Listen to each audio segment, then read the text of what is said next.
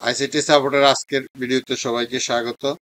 আজকে আমরা আলোচনা করব বা আমরা দেখাবো, ভিডিও আপনাদেরকে শেয়ার করব যে কিভাবে দাখিল এবং আলিম মাদ্রাসার স্বীকৃতি নবায়নের আবেদন করতে হয়। তাহলে আর কথা নয়, চলুন শুরু করা যাক। আবেদন করার আগে এরকম এই যে আমার স্ক্রিনে দেখতে পাচ্ছেন, মাউস পয়েন্টারের সামনে একটা ফোল্ডার, এরকম ফোল্ডার করবেন। ফোল্ডারে প্রয়োজনীয় যে ফাইলগুলি আছে এই ফাইলগুলি স্ক্যান করে পিডিএফ আকারে রেখে দিবেন। পিডিএফ করা শেষ হলে তারপরে আপনারা চলে যাবেন গুগল ক্রমে। গুগল ক্রম ব্রাউজার ওপেন করবেন। এখানে আপনাকে মাদ্রাসা বোর্ডের ওয়েবসাইট bmeb.gov.bd এই ওয়েবসাইটে প্রবেশ করবেন। ওয়েবসাইটে প্রবেশ করলে এরকম ইন্টারফেস পাবেন। এখান থেকে আমাদেরকে যেতে হবে e filing. E filing click করবেন। ই ফাইলিং ক্লিক করলে আপনারা এরকম ইন্টারফেস পাবেন। এখান থেকে আপনি চলে যাবেন, এই যে দেখেন দাখিল আলিম স্তরের একাডেমিক স্বীকৃতির মেয়াদ বৃদ্ধি নবায়ন, এই অপশনে ক্লিক করবেন। এই অপশনে ক্লিক করলে এরকম একটা ফর্ম বা নির্দেশিকা আসবে। এই নির্দেশিকা ভালোভাবে পড়বেন। এখানে দেয়া আছে কি কি ডকুমেন্ট লাগবে। তারপরে আমাদের যেটা করতে হবে যে আবেদন ফর্ম পূরণ করতে এখানে ক্লিক করুন। এই লেখাটার উপরে ক্লিক করে দিবেন।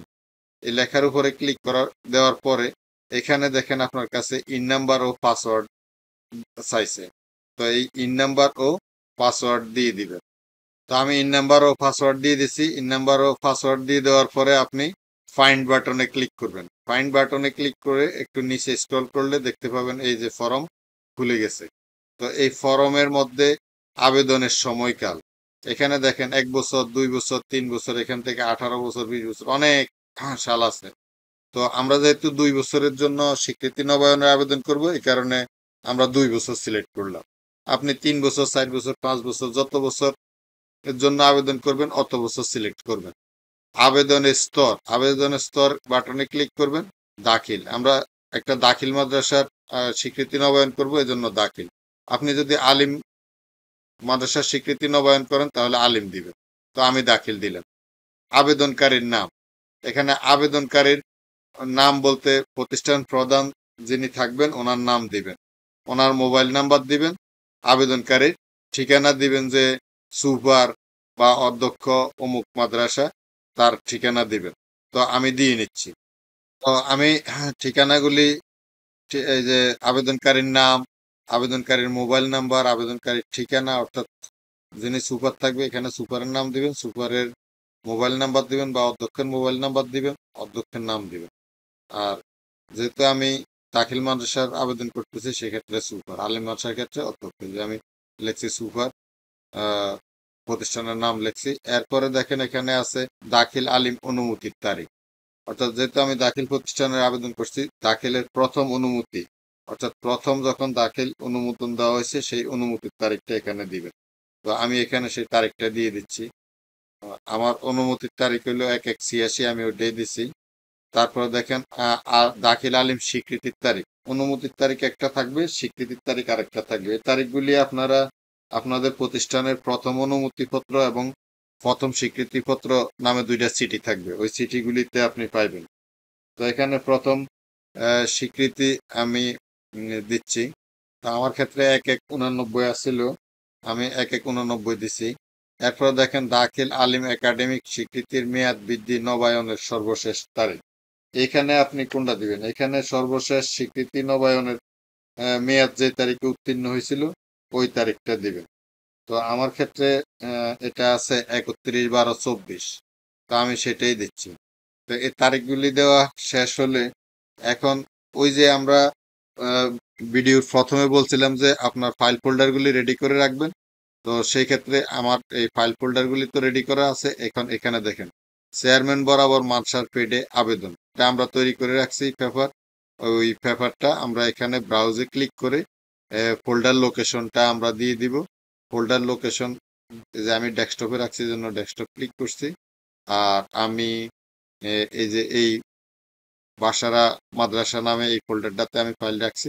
এই যে দেখেন আমার পিডিএফ ফাইলগুলি, যে আমি ফরওয়ার্ডিং নামে রাখছিলাম এটা। তো এই ফাইলটা সিলেক্ট করলাম, ওপেন ক্লিক করলাম। এখন ফাইলটা এখানে চলে আসবে।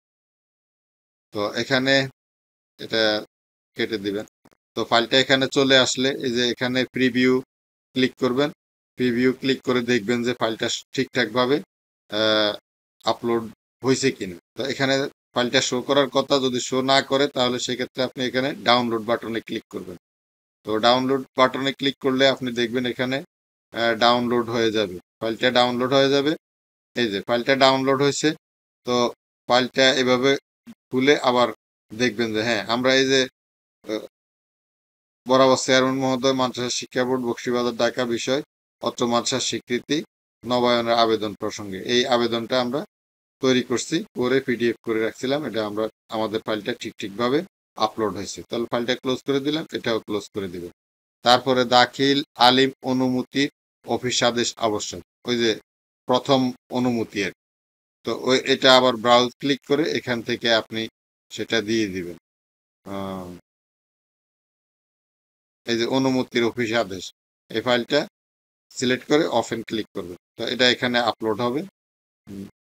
তো এখানে এই যে ভিউ আসলো, ভিউ আসার পরে রিটার্ন আবার ক্লিক করে আবার ডাউনলোড ক্লিক করে আমরা দেখবো যে ফাইলটা সঠিকভাবে ডাউনলোড হয়েছে কিনা।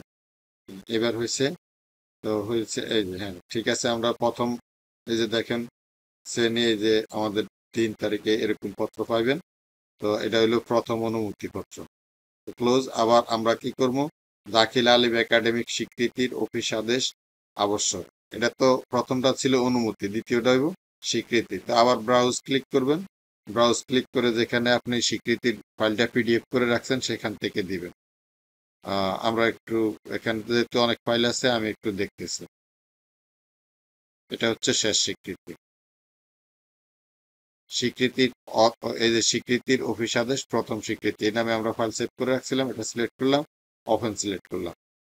তো এই যে ফাইলটা আপলোড হচ্ছে, রিভিউ দিলাম। রিভিউ দেওয়ার পরে ডাউনলোড বাটনে ক্লিক করলাম। ডাউনলোড বাটনে ক্লিক করার পরে আমরা এখানে দেখেন এই ফাইলটা আমার ডাউনলোড না হলেও চলবে, এই যে এখানে শো করছে। তাহলে আমরা আবার দেখি, এই যে হ্যাঁ এটা সঠিক স্বীকৃতি, ফাইল ঠিক আছে, ওকে। এখানে দেখা গেলেও সমস্যা নাই, ক্লোজ করে দিবেন। ডাউনলোড না করলেও কোনো অসুবিধা হবে না।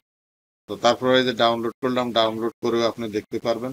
এই যে দেখলাম, এটা ক্লোজ করে দিবেন, এখান থেকে ক্লোজ করে দিবেন। তাহলে আমাদের একাডেমিক স্বীকৃতির অফিস আদেশ ঠিকঠাকভাবে আপলোড হয়েছে। এরপরে দেখেন দাখিল আলিম একাডেমিক স্বীকৃতির মেয়াদ বৃদ্ধি নবায়ন সর্বশেষ অফিস আদেশ। অর্থাৎ আমরা সর্বশেষ স্বীকৃতির যে কপি পাইছিলাম ওই কপিটা আমাকে দিতে হবে।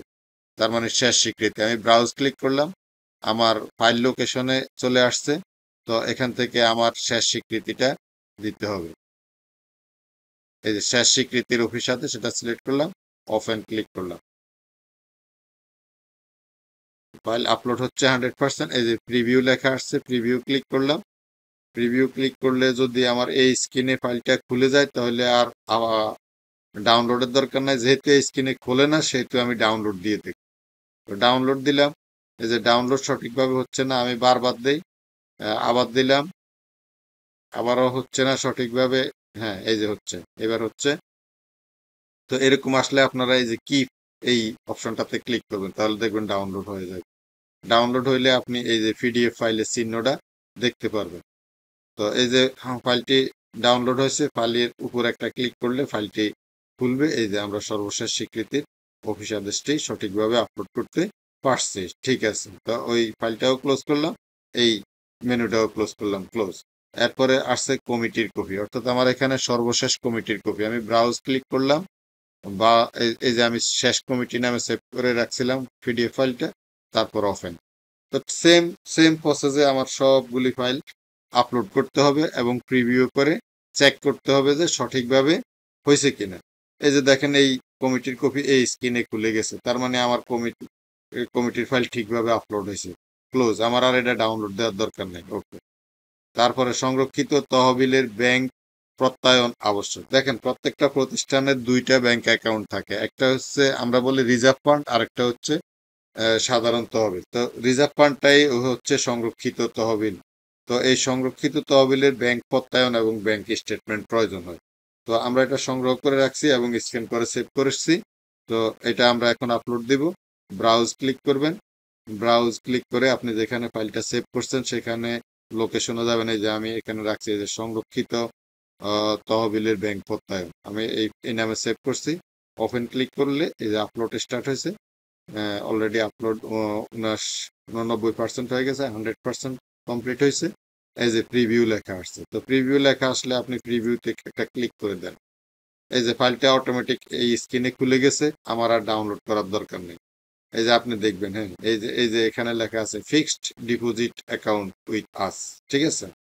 তো এই যে এখানে স্টেটমেন্ট দেওয়া আছে, ওকে ক্লোজ, তাহলে এটা শেষ।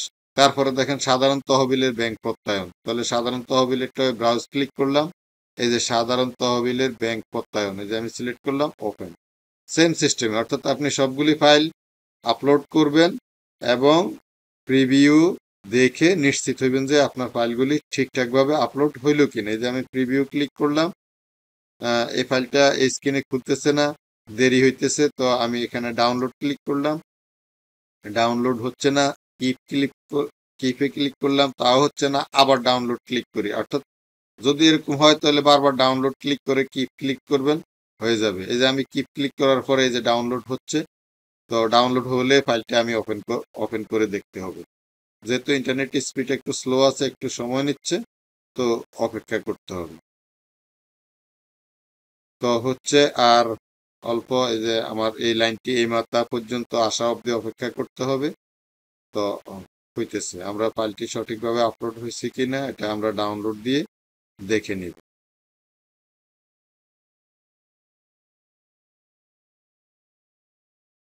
তো একটু অপেক্ষা করি ডাউনলোড হওয়া অবধি।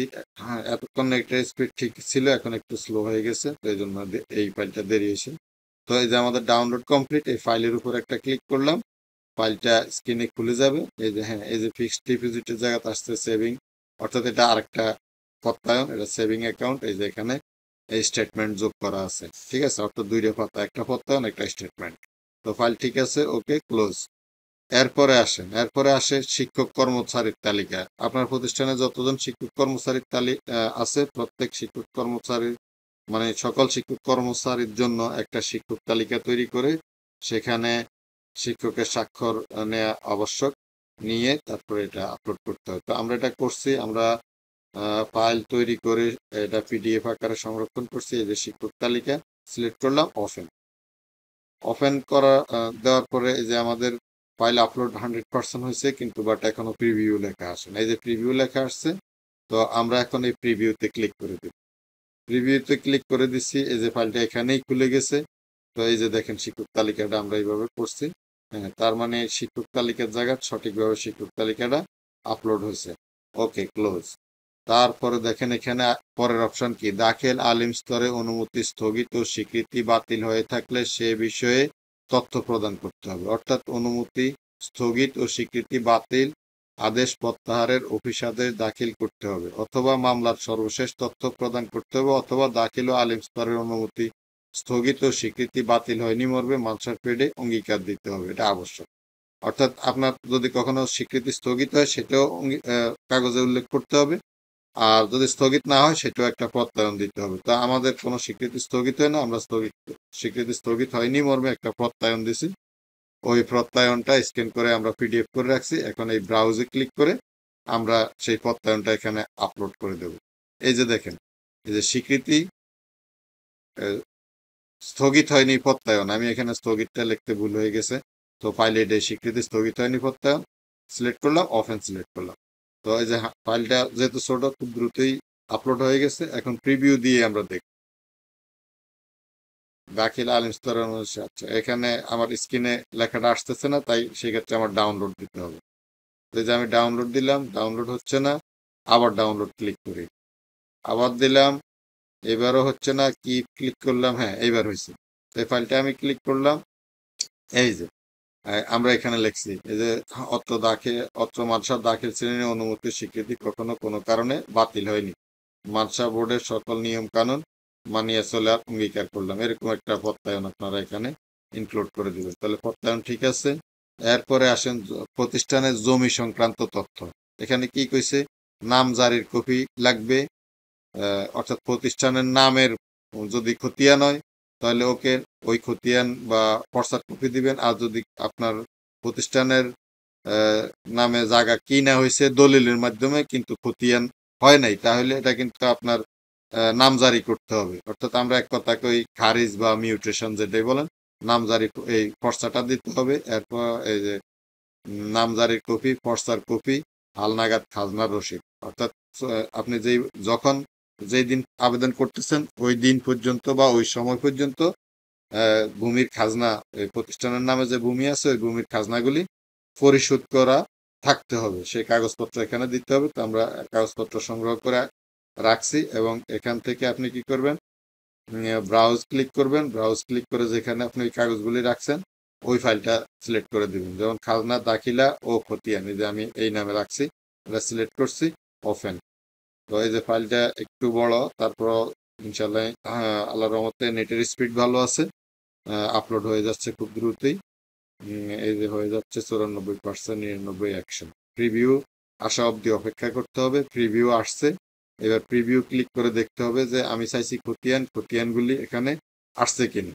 হ্যাঁ, এই যে দেখেন আমি প্রথমে যে খাজনার দাখিলা দিছি, তারপরে দেখেন এখানে পরের পৃষ্ঠা আছে, এই যে আসছে। এই যে দেখেন প্রথমে খাজনার দাখিলা, পরে আরেকটা দাখিলা, অর্থাৎ আমার দুইটা দাখিলা দিছি। এই যে আমার আরেকটা খতিয়ানের নাম জারি করছি, এই যে অনলাইন ডিসিআর দিছি। এই যে এটাকে বলে খতিয়ান বা পর্চা।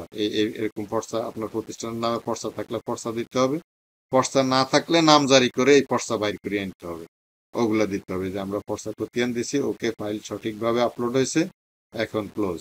তাহলে এই ফাইলটাও সঠিকভাবে আপলোড হয়েছে। তার লাস্ট দেখেন কি, দাখিল আলিম স্তরের মাদ্রাসার অবস্থানের বিষয়ে মাদ্রাসা প্রধান কর্তৃক প্রত্যয়ন। অর্থাৎ এখানে আপনার মাদ্রাসার অবস্থান সংক্রান্ত একটা প্রত্যয়ন লাগবে।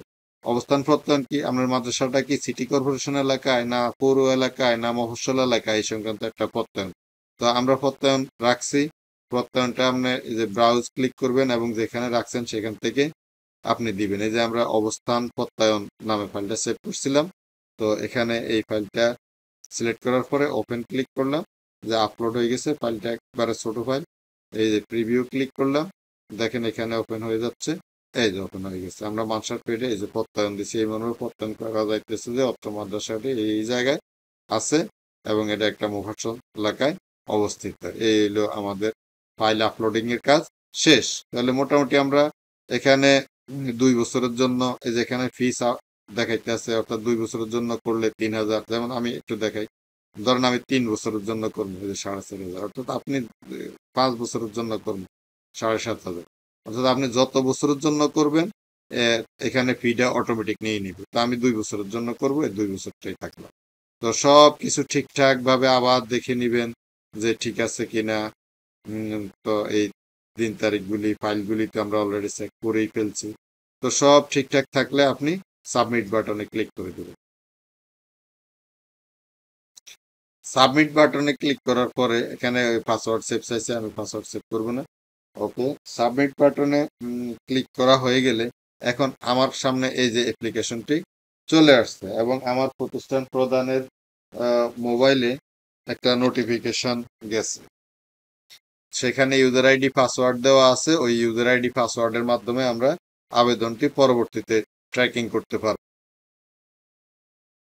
এখন আমাদের যে কাজটি করতে হবে, ওই যে আবেদন ফি, দেখেন আমার অ্যাপ্লিকেশনও আবেদন ফি এখন দেখাইতে আছে 3,000 টাকা, 3,000 পেন্ডিং। তো এই অবস্থায় আমার এই টাকাটা পেমেন্ট করতে হবে। তো পেমেন্ট করার জন্য আমি কি করব, পেমেন্ট বাটনে ক্লিক করব। পেমেন্ট বাটনে ক্লিক করার পরে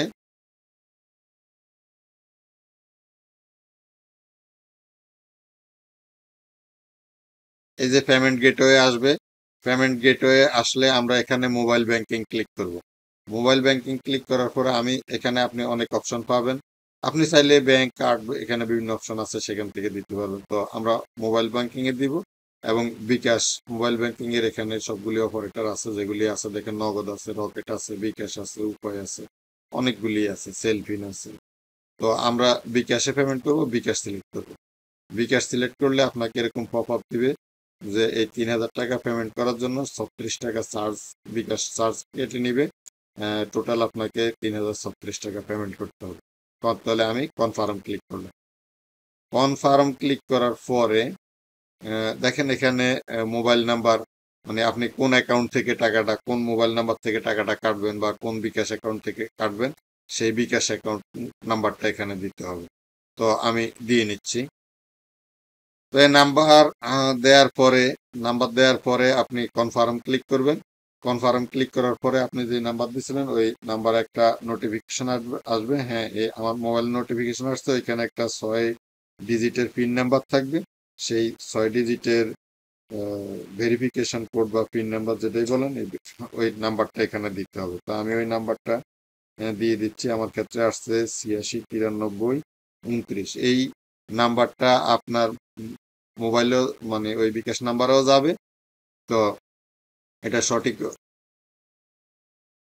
হতে, বা এক এক মোবাইলে এক এক ভাবে যাবে। তা যখন আপনি ওই নাম্বারটা ভেরিফিকেশন কোডটা দেওয়ার পরে কনফার্ম ক্লিক করবেন, তখন আপনার কাছে ওই বিকাশ অ্যাকাউন্টের পিন নাম্বার চাইবে। তো বিকাশ অ্যাকাউন্টের ওই পিন নাম্বারটা দিবেন। তো আমি দিয়ে দিচ্ছি। তো বিকাশ অ্যাকাউন্টের পিন নাম্বার দেওয়ার পরে আপনি কনফার্ম ক্লিক করবেন। হ্যাঁ, ভেরিফিকেশন সাকসেসফুল। দেখবেন কিছুক্ষণের মধ্যে আপনার মোবাইলে নোটিফিকেশন চলে যাবে যে ওই টাকাটা কাটা হয়েছে। হ্যাঁ, এই যে আমার মোবাইলে নোটিফিকেশন আসছে 3036 টাকা কাটা হয়ে গেছে। তো একটু ওয়েট করেন, আমরা পেমেন্টের টিটি স্লিপটা পাওয়ার জন্য। এই যে এই অবস্থায় আসবে, আসার পরে আপনি সেন্ড এনিওয়ে ক্লিক করুন। হ্যাঁ, এখানে আর আমাকে আর কিছু দেখাচ্ছে না, অর্থাৎ টাকা কাটা শেষ। তো এই অবস্থায় আপনি যেটা করবেন, যে আপনি এই ওই অ্যাপ্লিকেশনটাতে আবার গিয়ে আপনি রিলোড করতে পারেন।